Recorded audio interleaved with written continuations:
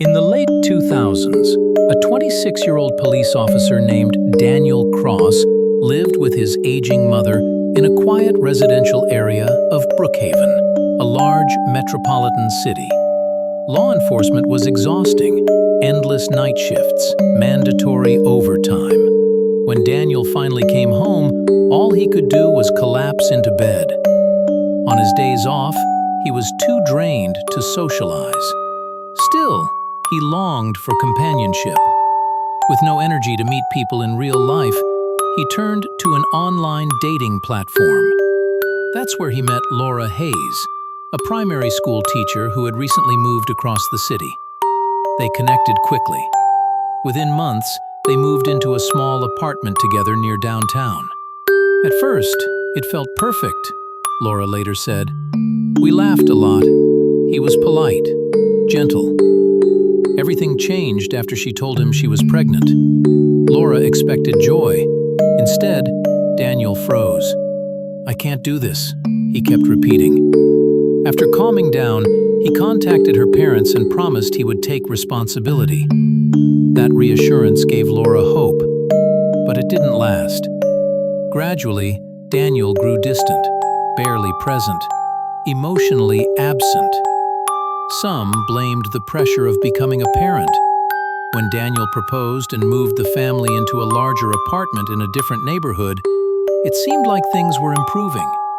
They married the following year. Their infant daughter attended the ceremony in her mother's arms. But the change was temporary. Daniel rarely helped with the baby. After returning home late at night, he stayed awake until dawn playing games or scrolling online. Laura assumed he was reading sports or police forums. Then one evening, she saw him hurriedly deleting his browser history. He closed the window when he noticed her. The suspicion stayed with her.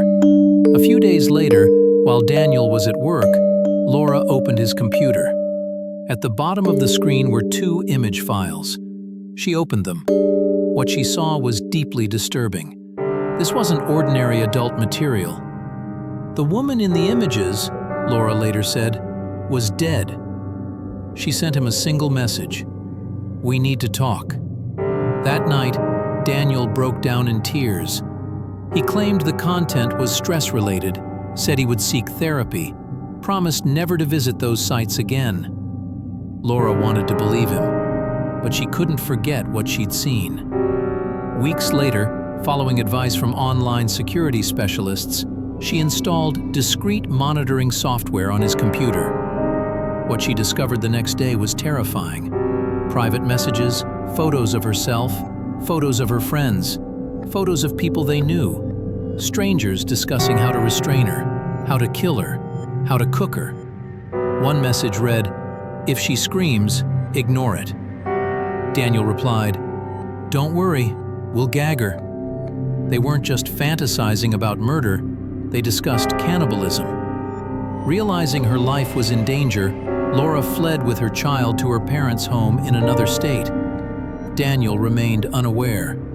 He continued searching online. How to abduct a woman. Human meat preparation. Investigators would later find a hidden folder containing photos of women he fantasized about harming, including family members and co-workers.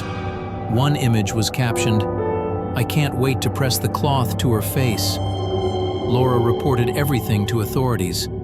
One afternoon, while Daniel was home, he received a call claiming his car had been damaged.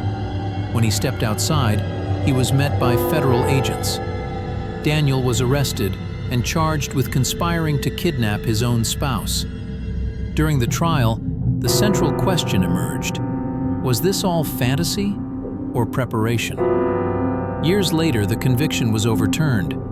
The court ruled the evidence did not prove intent beyond imagination. But the case left behind an unsettling question. Where does imagination end? And where does violence begin?